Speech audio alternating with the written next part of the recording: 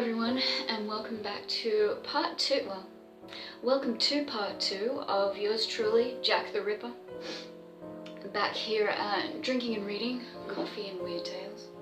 Yeah, it's still just my first cup, but I'm sure I'll make another one pretty soon actually. Anyway, let's just get straight into part 2 of this really excellent story. I'm enjoying it, I hope you're enjoying it too. So last we left off, Guy Hollis was explaining some shit to Carmody about following Jack the Ripper all the way across the world to Chicago for some fucking reason.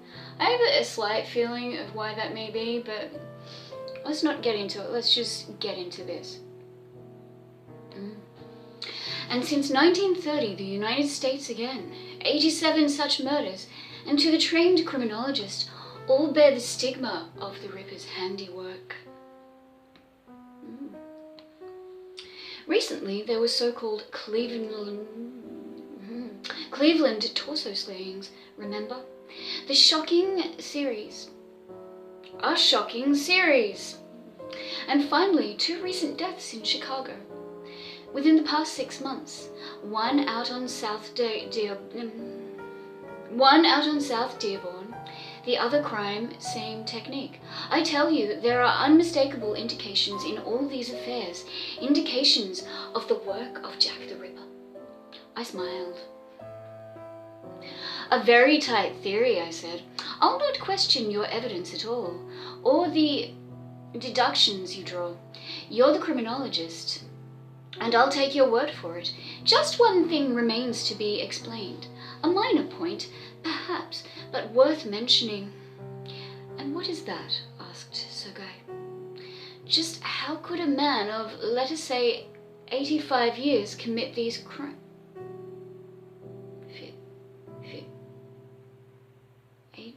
What? I thought you said he was 55. Wait, I get it, I misread.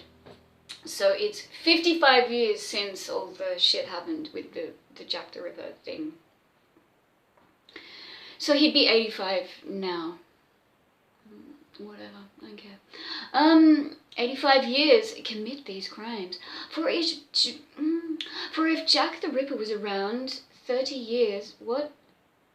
For if Jack the Ripper was around 30 years in 1888 and lived, he'd be 85 today. Yeah, should have made that clearer before. Why are we going over that anyway?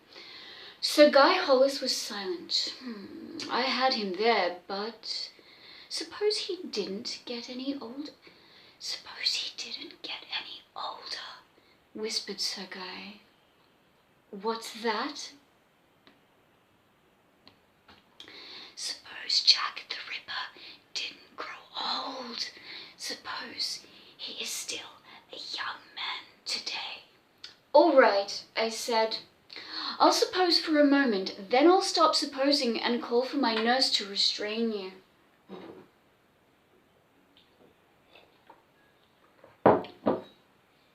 Yeah. Just to restrain you? What the fuck am I? No, really, oh.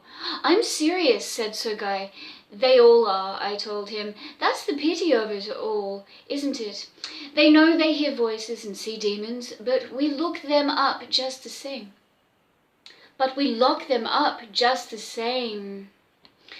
It was cruel, but it got results. He rose and faced me. It's a crazy theory, I grant you, he said. All the theories about Jack the Ripper are crazy. The idea that he was a doctor, or a maniac, or a woman, the reasons advanced for such beliefs are flimsy enough. There's nothing to go by, so why should my notion be any worse? Because people grow old, I reasoned with him, doctors, maniacs, and women alike. What about... Really?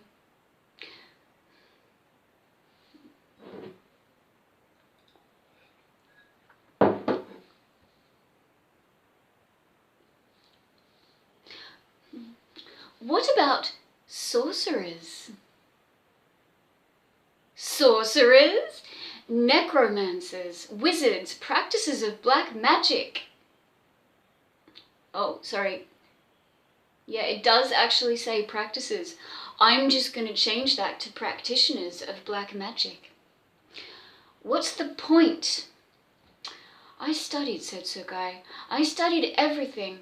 After a while, I began to study the dates of the murders, the pattern those dates formed, the rhythm, the solar, lunar, stellar rhythm, the sidereal aspect, the astrological significance.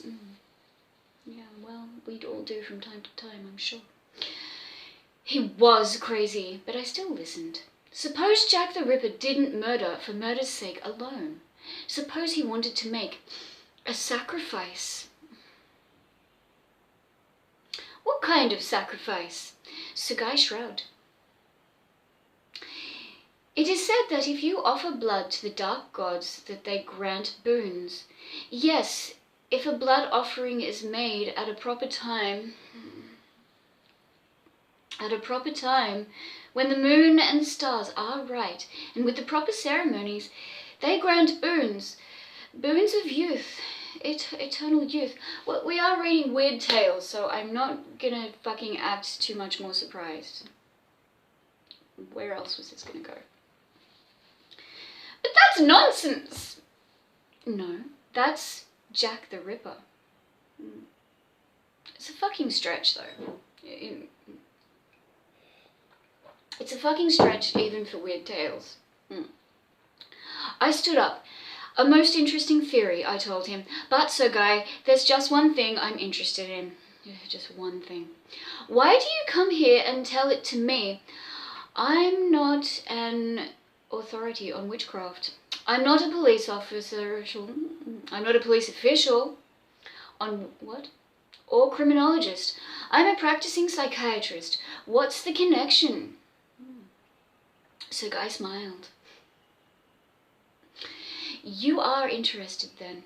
Well, yes, there must be some point. There is, but I wished to be... But I wished to be assured of your interest first. Now I can tell you my plan. And just what is that plan? Sugai gave me a long look.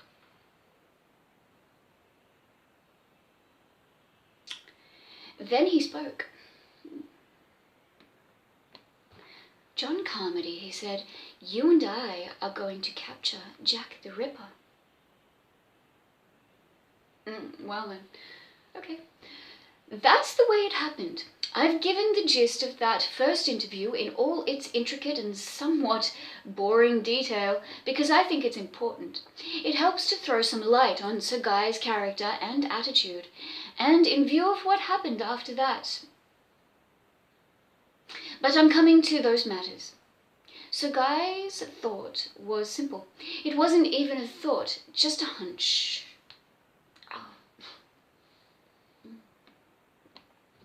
Fuck, where are we? Okay. You know the people that... maybe I need to make another coffee.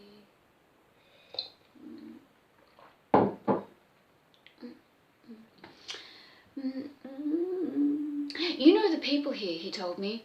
I've inquired. That's why I came to you as the ideal man for my purpose. You number amongst your acquaintances...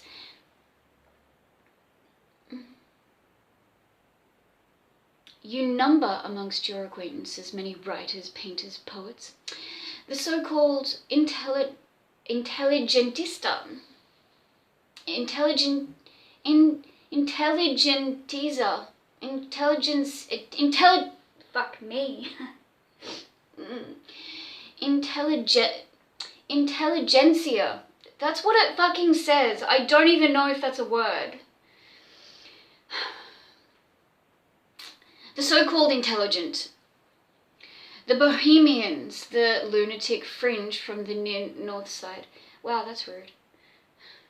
For certain reasons, never mind what they are, my clues have led me to infer that Jack the Ripper is a member of that element. He chooses to pose in his He chooses to pose as an eccentric. I have a feeling that with you to take me around and introduce me to your set, I might hit upon the right... Yeah, because you're not fucking one of these fringe fucking weirdos, mate. You're the one that believes in fucking witchcraft and sorcery. Yeah. It's all right with me, I said. Probably very insulted. But just how are you going to look for him? As you say, he might be anybody, anywhere. And you have no idea what he looks like. He might be young or old. Jack the Ripper, a jack of all trades. Rich man, poor man, beggar man, thief, doctor, lawyer. How will you know?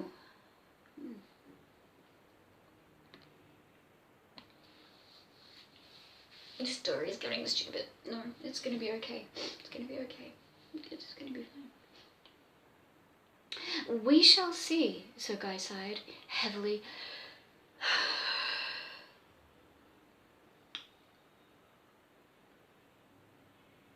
I swear not to. But I must find him at once. Why the hurry? Sir Guy sighed again. Because in 2 days he will kill again. Are you sure? Sure as the stars. I've plotted his... Fuck, you've really looked into this. I've plotted his chart, you see.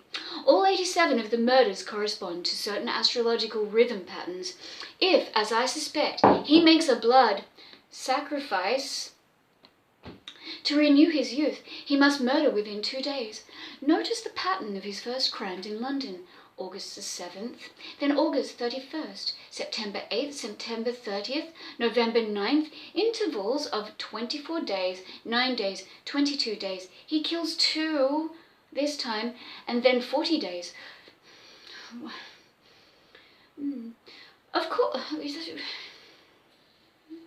okay. Of course, there were crimes in between. There had to be, but they weren't discovered and pinned on him.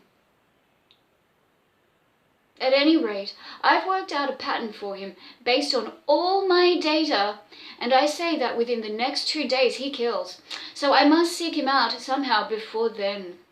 Why? Yeah, okay, fine. And I'm still asking you what you want me to do. Take me out, said Sir Guy. Yeah. Introduce me to your friends. Take me to parties. I'll be a really big hit. Especially when I start, saying shit like this to them. But where do I begin? As far as I know, my eccentric friends, despite their eccentricities, are all normal people. So is the Ripper, perfectly normal, except on certain nights. Again, that faraway look in Sir Guy. Again, a faraway look. Again, that faraway look in Sir Guy's eyes.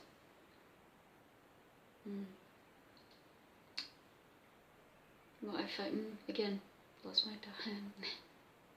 Son of a bitch. Okay, again, in Sir Guy's eyes. Then he becomes, fuck. Then he becomes ageless.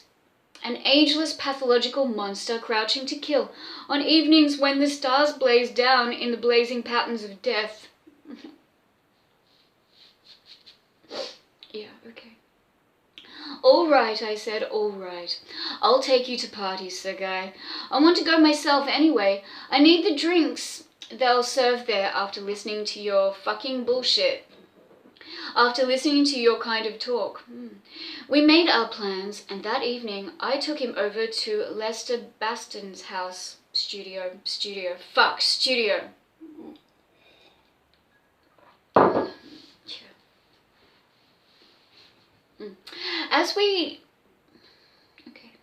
As we ascended to the penthouse roof in the elevator, I took the opportunity to warn Sir Guy. No one's gonna like you. No. Baston's a real screwball, I cautioned him. So are his guests. Be prepared for it. But I thought you said your friends were normal. Did you fucking lie? Be prepared for anything and everything. I am. Sir Guy Hollis was perfectly... I am. Sir Guy Hollis was perfectly serious. He put his hand in his trousers pocket and pulled out a gun.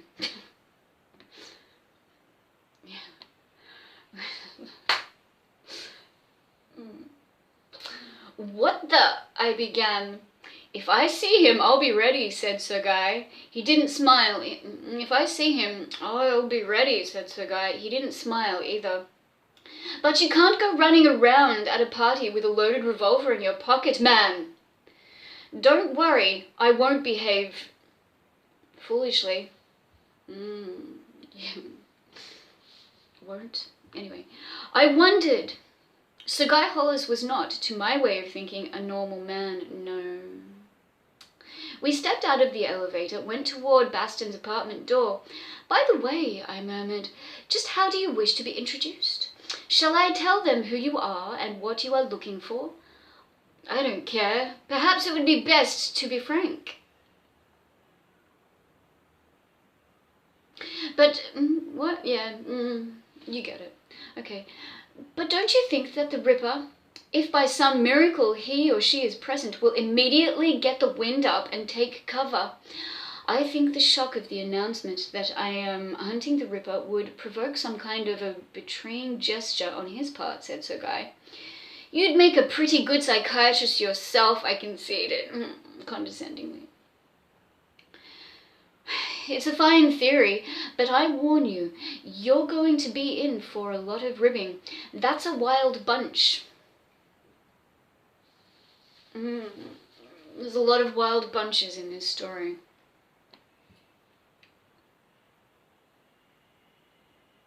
Wild bunch? Oh, fuck. Lost my place again. Yeah. He's being cut. Okay. So Guy smiled. I'm ready, he announced. I have a little plan of my own. Don't be shocked by anything I do, he warned me. I nodded and knocked on the door. Baston opened it and poured out into the hall. His eyes were as red as maraschino cherries. In his Manhattan. Oh, as the maraschino cherries in his Manhattan. He teetered back and forth, regarding us very gravely. He squinted at my square-cut Homburg hat and Sir Guy's mustache. He intoned. The Walrus and the Carpenter. I introduced Sir Guy. Welcome, said Baston, gesturing us inside with over-elaborate courtesy. He shambled after us into the garage parlour. I started at the crowd.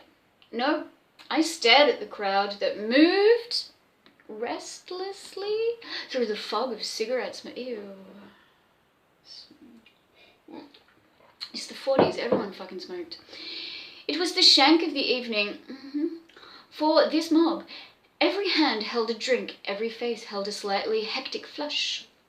Over in one corner, the piano was going full blast, but the imperious strains of the March from the Love of Three Oranges, the strains of the March from the Love of Three Oranges couldn't drown out the profanity from the crap game in the other corner.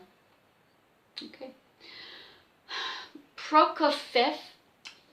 Okay, the writing's really small, and that's just Prokofiev had no chance against African polo, and one set of ivories rattled loudest other than the other. Yeah, I don't know what the fuck just happened there.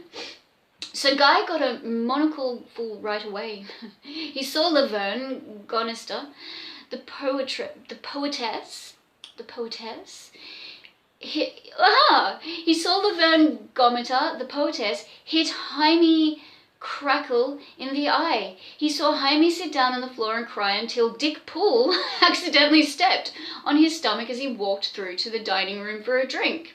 He heard Nadia Villanov, the commercial artist, tell Johnny Oddcut that she thought his tattooing was in dreadful taste, and he saw Barclay Melton crawl under the dining room table with Johnny Oddcut's wife. Okay. Yeah, okay. His zoological observations might have continued indefinitely if Lester Baston hadn't stepped into the center of the room and called for silence by dropping a vase on the floor. Okay, good. Good. We have distinguished visitors in our midst, he bawled, waving his empty glass in our direction. None other than the walrus and the carpenter. The walrus is Sir Guy Hollis, a something or other from the British Embassy. The carpenter, as you all know, is our own John Carmody, the prominent dispenser of libido liniment. He turned and grabbed Sir Guy by the arm, dragging him to the middle of the carpet. For a moment I thought Hollis might object, but a quick wink reassured me. He was prepared for this. Damn, okay, alright, I'm gonna have to leave it at that, because, like, we've gone to about time. I'm enjoying this story. I hope you're enjoying the reading.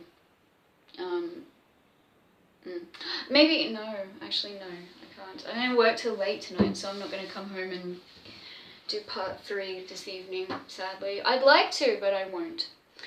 That is sad. Anyway, yes, this is interesting. I'm very interested.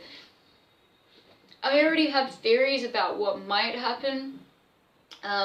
Again, the writing of Robert Bloch is just so fucking excellent to me. I really love it. His stories are the best. But yeah, we'll see where it goes. Yeah, okay. If you've watched till the end of this, and if you watched to the end of the first one as well, thank you very much. I really appreciate it.